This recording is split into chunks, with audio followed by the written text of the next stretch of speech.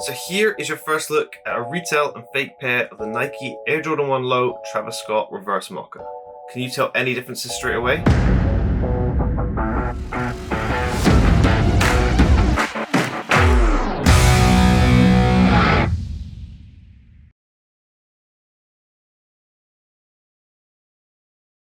Hello and welcome back to the channel. Today I have an updated version of a real and fake pair of the Nike Travis Scott Reverse Mocha.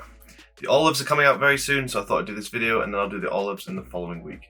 So here are the two pairs. The retail one's on my right, the fake one's on my left. I should be showing you the differences and what to look for if you're trying to purchase the retail pair, because the price on these is still pretty high. So we're going to start with the boxes, and if we take a look at the boxes side by side, we can still see differences between the two boxes. So if I show you from above, you can see that the retail box is a lighter shade in color compared to the fake box. The fake box looks a little bit more yellowy green in the cream sections, and in terms of the brown, it just looks a little bit darker than the retail one. Also, in terms of sizing of the boxes, there's a difference. The retail one is a larger box compared to the fake one, where the box is smaller. However, these are both the same size shoe, so the boxes should be similar. Spinning the box around to the side and taking a look at the label, we can see differences here. However, they are quite minor. Where it says Air Jordan 1 Low OGSP, where you can see it says Low OGSP, on the fake one, this one seems a little bit more bold than the retail one. And in terms of the sizing, there's a slight difference in the spacing along the label. But other than that, they're pretty close. So we'll open them up, take a closer look at the shoes. So here we go, fake one first. They do actually wrap the paper around the shoes on this one, so they've done a good job of that. Open up the retail one, and you can see paper covers the shoes once again. These are both dead stock. Never been worn, never been tried on, so we'll take a closer look. So here is your first look at a retail and fake pair of the Nike Air Jordan 1 Low Travis Scott Reverse Mocha. Can you tell any differences straight away? Let's dive a little bit deeper into the differences. So the first difference we're going to point out is the Nike Air tag on the tongue, and the size of it and positioning of it is a little bit different. So if you look at the retail one, you can see that the Air text at the bottom is a small gap between that and the bottom of the label. If you look at the fake one, you can see the label is slightly larger, and the gap between the bottom of the Air text and the bottom of the label is much larger. So it's just a visible difference between the two labels, and the fake one, just the label's a little bit too large compared to the retail one. Taking a look at the toe box areas of both pairs of these, where it has this brown suede nubuck material on the toe box, you can see a difference between the retail and fake. The retail one is slightly longer than the fake one, so when you rub your finger over it, it just leaves a little bit more of a pattern, because the quality on these is pretty good, and that suede leather quality on the toe box, and it's a little bit longer on the retail one compared to the fake. Taking a look at the inside of the shoe, you can see it has this Cactus Jack print on the inside here. If I show you these side by side, we can see differences once again. So looking at them side by side, you can see that the fake one is a slightly thicker text compared to the retail one, and it has a more laminated appearance than the retail one. The retail one has pretty much no shine to it compared to the fake one, where it has a clear, glossy look to it. If we're looking really closely at the details and we look at this inside swoosh here, you can see the stitching that comes along the brown suede reaches a point just above the swoosh and then disappears underneath the swoosh. You can see the fake one where the stitching reaches across the brown suede disappears under the swoosh a little bit too early. However, these are minor differences, but it's just something to note if you are trying to authenticate your pair. On the outer side of the right shoe here, if you look at the stitching going across the brown suede, once again, pretty much in the same position as the inside, but on the outside of the shoe, where it's just a little bit thick going above the corner part of the swoosh. So there's just a few errors on the fake one compared to the retail one. My retail one is actually pretty spotless. Spinning the shoes upside down, taking a look at the brown tread underneath, you can see a difference in the color and pretty much in the shine underneath the shoe.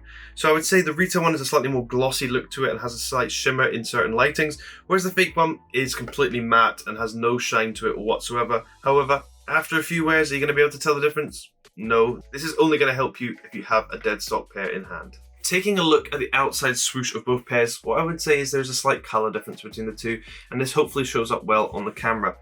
On the retail one, you can see it has that kind of creamy yellow vibe, the same as the sole, whereas on the fake one, it's just a slightly more pale cream kind of color, which is just slightly off compared to the retail one, and hopefully this shows up side by side because it's quite easy to see in studio lighting, and I hope it's easy to see on the camera as well. Looking at the back of the shoe, looking at the embroidered stitching on the back, the only real difference I can note is the actual stitching itself seems a little bit more tightly packed up on the fake one compared to the retail one.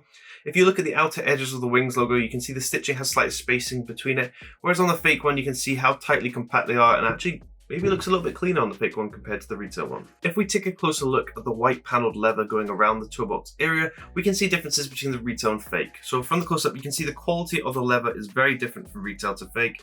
On the retail one, you can see it has a slight glossy shine to it and it's slightly more tumbled compared to the fake one. Well, the fake one just looks like they've used a very low quality leather on this part and it just doesn't feel as soft as it does on the retail one. The retail one is incredibly soft, whereas the fake one just feels a little bit stiff. It just doesn't have the same quality appearance or feel to it. Now we're going to take a look inside the shoe. So they do come with cardboard shoe trees.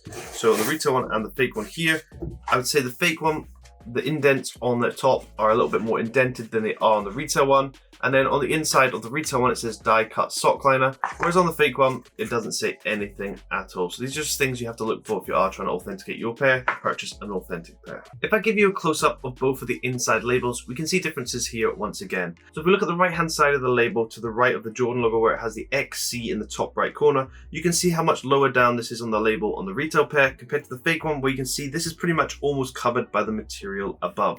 It must also be noted that inside the shoe, just to the right of the label, you can see the inner lining of the swoosh on the outside of the shoe right here. You can see on this retail one, it has some brown stitching going on the inside of this swoosh, so you can see it outlined pretty clearly.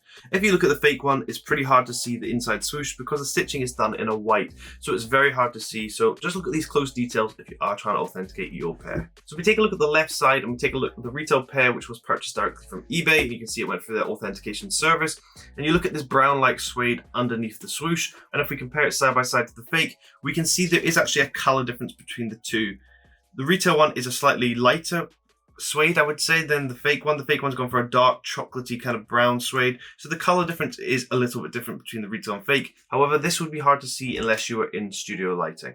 And I know this is going to sound weird, but if you look at the Cactus Jack face at the back of the heel, we can see differences here once again, and the main difference is the actual hair length. I know that sounds so stupid, but if you look at the hair length between the two pairs, you can see it is actually very different, with it being slightly longer on the fake one compared to the retail one. And in terms of the length of the stitching on the fake one, it's just slightly longer than it is on the retail one in terms of the eyes and the mouth itself in terms of the measurements of both of these pairs.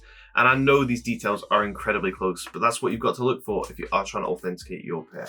So as you can tell from this video, they're getting incredibly close now, and I hope this video has helped you if you are trying to purchase an authentic pair, because you don't want to be spending this kind of money and getting it wrong. So I hope this video has helped. Let me know down below in the comments, can you spot any more differences that I've missed?